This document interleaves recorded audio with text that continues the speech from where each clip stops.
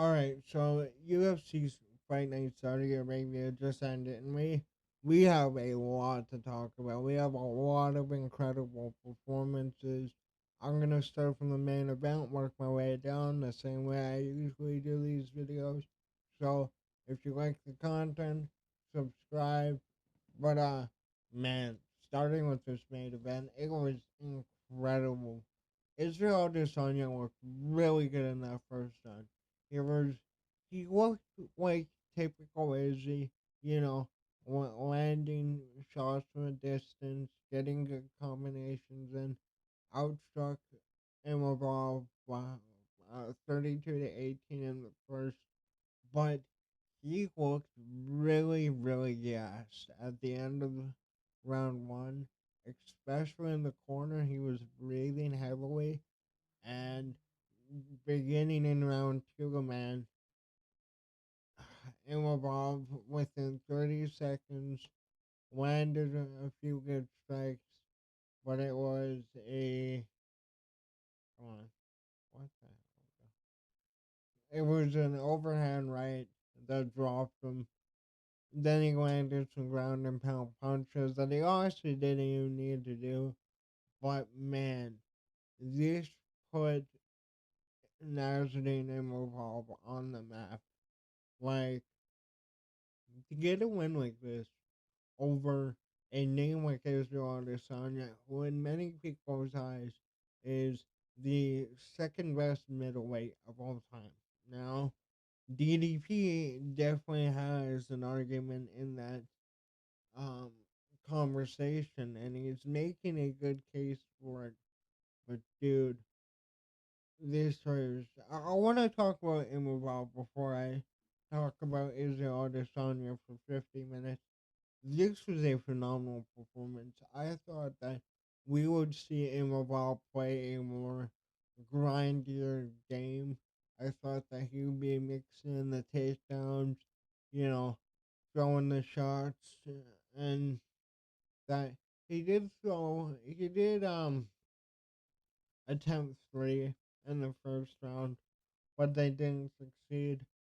But man, he has power. And I picked I picked Izzy to win by decision just because I felt like, okay, contender Izzy is different, right? Contender Izzy is, hungry. He's quick, you know, his power is good in that. But man, Father Time is undefeated. We always say that one, but it's true. It's true. I just realized that my microphone isn't really picking up. Let me look at this. Alright. Uh hopefully that's better. But yeah, really good win by Imavov. I think that middleweight definitely is in an awkward situation where we're gonna see DDP fight Strickland next week, and then the winner of that will fight Hamza Chimaev. Question is, though, is like, can Chimaev get into America? Can he get into Canada or wherever? They want to book the fight. Maybe with a change in presidency, that can be done. But I don't know, man. All I know is that Imavov, for sure, is getting up for a title shot. If I was him, I would win. I would wait. I would probably wait, like, if it's longer than a year, I would do an extra fight. If it's only like 9 months, 8 months, 7 months, I'd say he sits out. But DDP is a tough fight. It Hamza is a tough fight. Strickland would be a really interesting fight. That to me would be a really compelling fight. But really good win by Imavov. For AZ though, I think that I think that this might be it. I think he should retire. He's past 35. He's 1-4 in his last five. Like, it's just a matter of the game catching up to you, and it happens with everybody. Happened with Usman. It happened with Silva. Happened with basically every person not named John Jones or GSP and Khabib, I guess, and Islam. But really good win by Imavov. I can't wait to see what he does next. For Izzy, though, like I said, I think that might be all she wrote for him. Guaranteed first ballot Hall of Famer. He's, you know, second best middleweight in history currently. Probably top four. Like, I would say DDP and Hamza have the potential to pass him. But yeah, man, unbelievable. I picked Izzy to win by decision, and Nassourdine Imavov showed me that he is legit, dude. But yeah, the gas tank too. I need to say that, man. Is he getting gassed after one round? That is not a good look. But moving on to the co-main event between Shara and Michael Venom Page. This was a really, really fun fight. MVP looked really good. I picked Shara to win by third round TKO. But man, like MVP was controlling the distance. He was landing the bigger shots. I felt, you know, Shara was outlanding him in every in one night. He outlanded him in round three. Sorry. MVP did outstrike him rounds one and two. Well, like, dude, this this was I did not expect this. Um, MVP did go for a takedown the first, didn't work, and then after that, it was really just a matter of MVP using his experience, using his skills to keep Shaw at range and basically outpoint him the way that you do in kickboxing. And really good win by him. I think that this is an unexpected win. This to me shows that Michael Venom Page is no joke. Even though that he is in his flyweight years, he is still here and he is still competitive.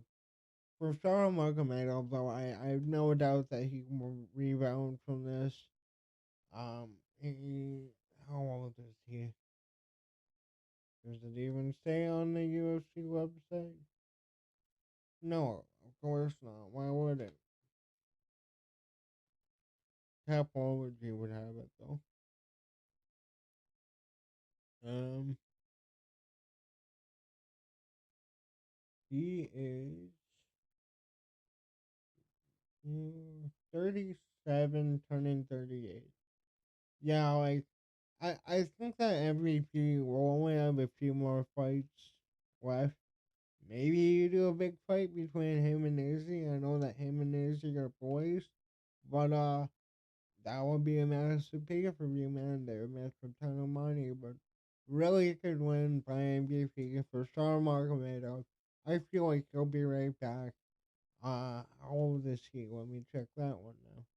He is, yeah, he's 30. He has years to grow. But yeah, really good win by MVP. I'm really excited for him, man.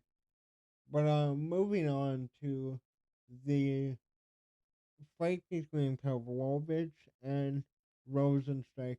This was a performance that Pavlovich needed badly, man. Like, this was as close to domination you'll get without, a brutal finish. You look at the fight, round one. He outstruck Rosenstruck 32-9, landing massive shots. You look at the second round, 39 strikes. He was able to land a takedown in the middle of it and land some effective shots. Um, you know, Rosenstruck did get more significant strikes, but like it was, he could hardly get offense in. And then the third round was the craziest round to me. Pavlovich outlanding him 74-6, 80% land rate. Then he landed an additional takedown, got some control time, got some ground strikes in, led in significant strikes. This was a return to form for Pavlovich. I did pick him to win. I think I picked him to win by KO, but this was what he needed. Obviously, he's coming off of the losses to Aspinall and Volkov, who are at the top of the heavyweight division. For Pavlovich, man, I would like to see him fight Silvergon. I would like to see him fight Silvergon. Um, we obviously know that Silvergon got a robbery win over Volkov. I think that'd be a fun fight. I think that that's a good way to, you know, get them in line for the title picture. Again, we don't know when we're gonna see the heavyweight division really, get going as far as defenses and as far as newcomers getting a shot at the belt. We have Jones versus Arsenal, which hopefully will happen and should happen. But yeah, this is incredible. This was what we think Pavlovich should be. An absolute machine, massive power, and I would like to see him fight Aspinall again if he can work his way up. Like we haven't seen Aspinall really get tested. We haven't seen Aspinall, go over 5 rounds, and that's not his fault. That's him being that good. But yeah, I'm a big Pavlovich fan. Phenomenal performance by him, and you know, like I said, I kind of think Shogun makes sense for him. Moving on to Vinicius Oliveira versus Said Nurmagomedov. Vinicius Oliveira won by unanimous decision.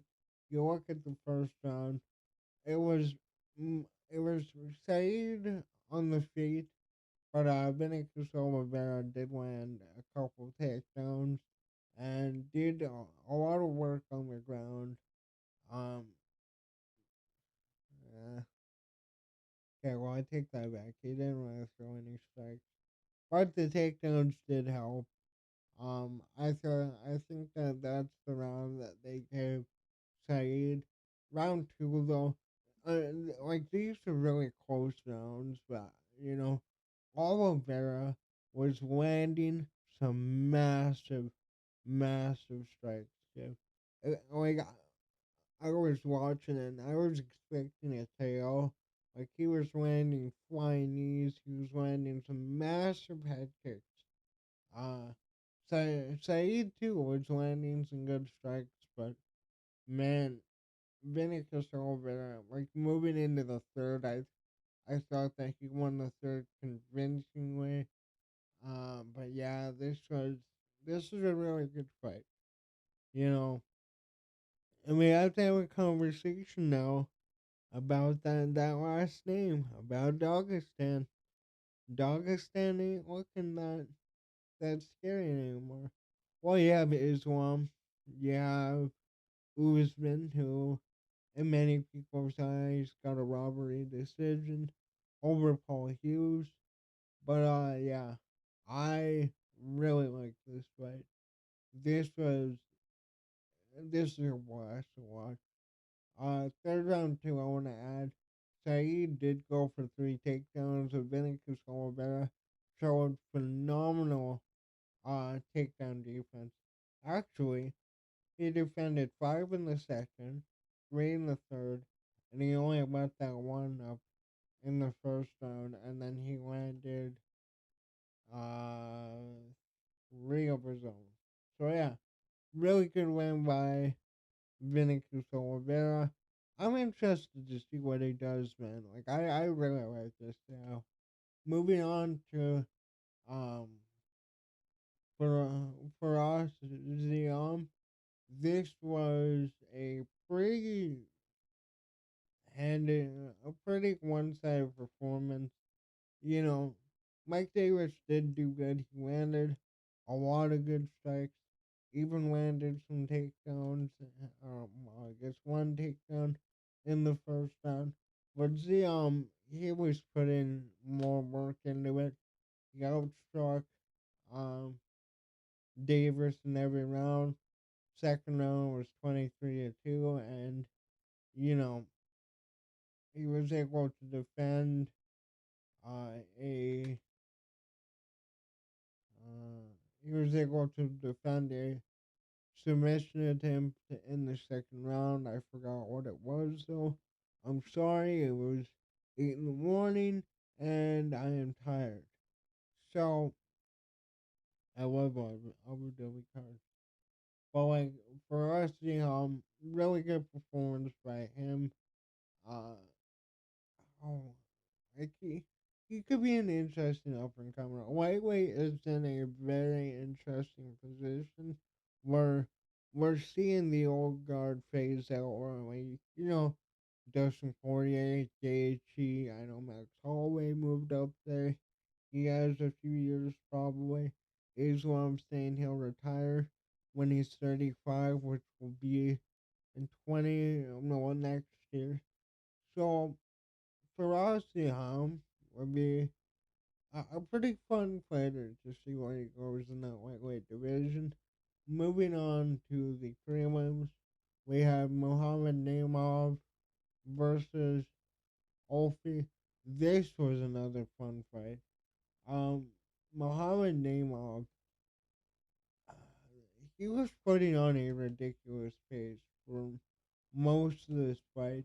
The striking was pretty even. I thought that he was landing the more significant strikes throughout the fight. Um, and I feel he landed the bigger ones. He was able to land a takedown the first and second, and that's you know that's what I felt kind of showed the difference in levels was that I felt like Neymar coming into this fight had a much better, well-rounded game. Let me make sure I did pick him. Pretty sure I did. Yeah, I did pick Neymar by third round submission. Only you could definitely see in this fight. He had the grappling advantage. He had much better striking in this fight, and it was a really good performance by him. Um, Featherweight, though, we all know, is probably the most stacked division in the UFC right now. It's between featherweight and welterweight. But yeah, really good win by him. Really fun fight. Moving on to Shamil Gaziev versus Thomas Peterson. This is another good performance. So this card was really good. I hope that next week's card is just as good as this one, considering I paid almost $90 for it. But looking at this fight, Garcia got the knockout by a right hook, and he really didn't have any issues. Like Thomas Peterson outlanded him. He did get a takedown. Didn't really go anywhere with it though.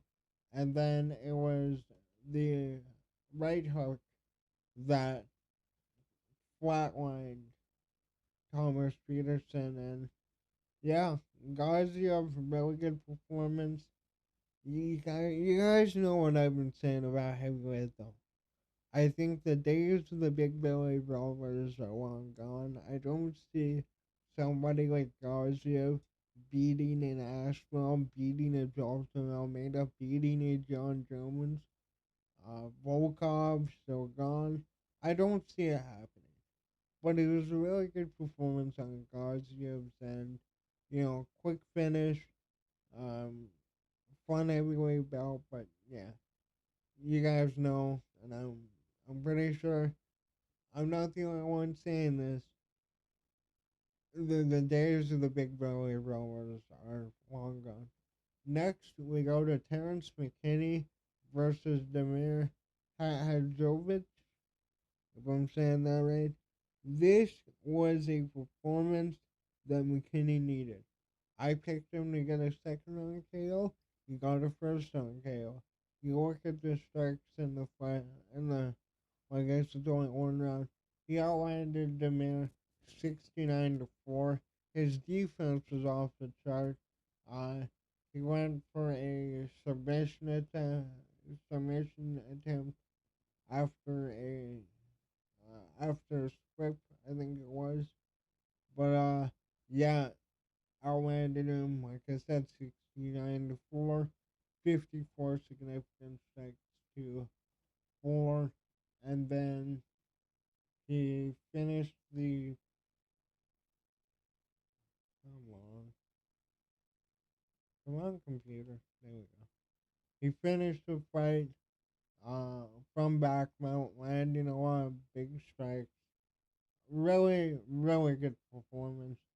But the problem with Terrence McKinney, man, is that kind of like Kevin Holland in a way, where he looks really good one fight, and then it's a complete disaster the next. And he gets a bit careless. I feel like if he rounded out his defense, if he took a more methodical approach, I feel like Terrence McKinney could really make it in the lightweight division. And well, like I said earlier, the lightweight division is kind of in a transition phase where, you know, DP, Chandler, Gaethje, Benil Dariush, Fernando Moicano, all these guys are really old, man. They only have a few fights left. So if you're in the lightweight division and you can string a couple of performances together, you can get into that top 15. You can get into the top 10. Top 5, I don't know, because there's still a lot of good young and up and comers. But yeah, we'll have to see. Like I said, it all depends on what version, excuse me, on what version of Terrence McKinney we'll get, because like um he is on a good run right now. First on KO against Ribovic. Well, I guess it will be 4. So he's on a 4. Oh my god, he actually is on a major run. Um, damn, I forgot. But yeah, he is a. Wait, no, I'm stupid. Okay, so yeah, he is on a, what would that be, 4 fight win streak. Uh, wait, no, dude, I cannot read. I cannot read. No, he lost to Ribovic. Why is it saying that he won? Oh my god, UFC, you need to fix your fucking website. Yeah, he lost to Ribovic, so he's back in the win column. Um, like I said though, it all depends on what version of Terrence McKinney you get. I said that this really last fight I would pick him in. And sure enough, he got it done. I just don't know if he can do it against the top of lightweight. I don't know. I do like him. I like his personality. I like his style. It's just a matter of I don't know if he can do well in the higher ranks. But moving on to Jason Javiticus, this is Mario Bueno Silva. I picked Javiticus to win, and this was a dominant performance. Outlanding Bueno Silva 164 to 41, landed three takedowns. Um, Bueno did go for a submission attempt in the first, didn't really go anywhere though. But yeah, this is just Jasmine Davidicus walking her down. 35 strikes to 10 in the first, landed a takedown obviously. 14 significant strikes to 10. Second round, 62 strikes to 24, one takedown. 30 of those significant compared to 21 significant for Silva. Then the third round, 67 strikes to 7, one takedown, and 12 significant strikes.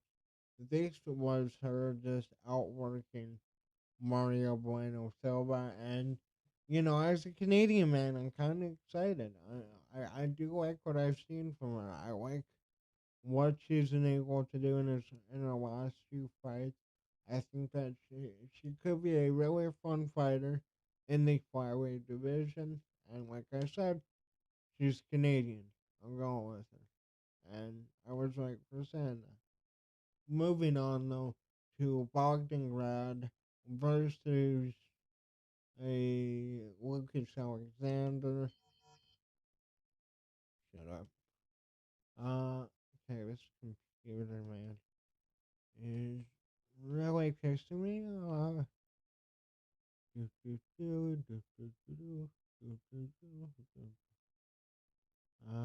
There we go. Alright, so Grad defeated Alexander by TKO, and this was a. It was back and forth a little bit. Lucas Alexander definitely did better in the striking in round one. Bogdan was able to land a few takedowns, get some control time, and really pressure him. I kind of had Lucas Alexander winning the second, but then in won the first story, but in the second, it was basically all Bogdan 46 strikes to 19, a takedown, 41 to 46 significant. But yeah, he got that takedown. He got the uh, KO from Mount. Massive elbows, massive punches. Really good performance by him. And yeah, really fun fight. Moving on to Hamdi, uh, Hamdi Abdel Wahab versus Jamal Pogues. Hamdi won by split decision and his return from suspension. Um, he did land less strikes in every round. You know, I it's tough for me. I at times Hamdi looked really good, but I think most of the fight Jamal Pogues looked more calculated. He looked like he was landing more efficiently. I would say Hamdi landed the bigger shots. He even got a takedown in the first round.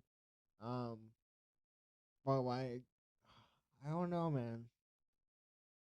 I gave him the first round. I gave him the first round, and the third one was really close for me. Really close for me. But I don't know. Part of me kind of just feels like Hogs did a bit more in the third, but I don't know. Let me know in the comments down below. Who did you pick in this fight? Uh, to me, it was a close fight. It was a really close fight. I probably would have given it to Pogues. Like I did pick Hamdi to win, but in my opinion, I thought Pogues was doing more and more efficiently. But that's it for this fight card. And really quick though, I just wanna circle back to Easy and the main event, and then talk about uh next week's card with DD Train Stark. Whether you like Easy or not, you cannot deny that he is a pioneer of this generation. He is one of the faces of this generation.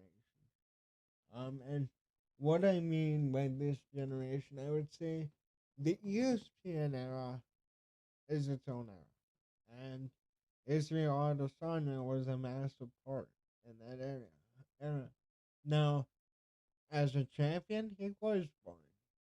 He did have a lot of boring fights, a lot of boring decisions, but still, he stayed at the top. He did what he had to win. And it's just a matter of father time catching up to you. Nobody can beat him. I mean, unless you're Gordie Howe in hockey, you're not gonna beat him. But yeah, I don't know where he goes. Imavov, bona fide star now after that performance. What? Let me know in the comments down below. What did you think about this event? What fights, you know, caught your eye? And yeah, that's it. Later.